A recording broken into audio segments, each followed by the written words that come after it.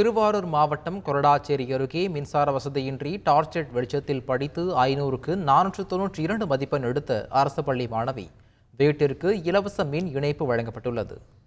கொரடாச்சேரி சிவன் கோவில் தெருவைச் சேர்ந்த பாலா சுதா தம்பதியின் மகளான துர்காதேவி அரசு மகளிர் பள்ளியில் 10ஆம் வகுப்பு படித்து வந்த நிலையில் வீட்டில் மின் இணைப்பு வசதியின்றி செல்போன் டார்ச்லைட் வெளிச்சத்தில் படித்து வந்துள்ளார். இதன்பின் பொதுத் தேர்வில் 500க்கு 492 மதிப்பெண்கள் பெற்று பள்ளி அளவில் முதலிடத்தையும் மாவட்ட அளவில் 2வது இடத்தையும் பிடித்துள்ளார். இதன் பின்னரே அவர் வீட்டில் மின்சார வசதி இல்லாதது குறித்து ஊடகங்களில் செய்தி வெளியானது. இதனையடுத்து திருவாரூர் சட்டமன்ற உறுப்பினர் பூண்டி கலைவாணன் மற்றும் மின்வாரி அதிகாரிகள் ஆகியோர் நேரில் ஆய்வு செய்து மாணவியின் வீட்டிற்கு இலவசமாக மின் இணைப்பை அளித்துள்ளனர். எங்கள் வீட்டில் 2 வருஷமாகவே கரண்ட் கிடையாது. ஏன்னா 3 போஸ்ட் வரும் அப்படின்னு சொன்னதுனால அந்த அளவுக்கு எங்கள்கிட்ட வசதி இல்லாதனால எங்களால் இழுக்க முடியலை.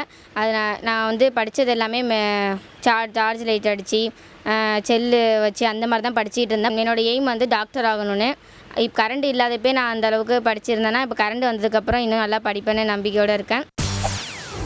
செய்திகளை உடனுக்குடன் தெரிந்து கொள்ள உடனே சப்ஸ்கிரைப் பண்ணுங்க.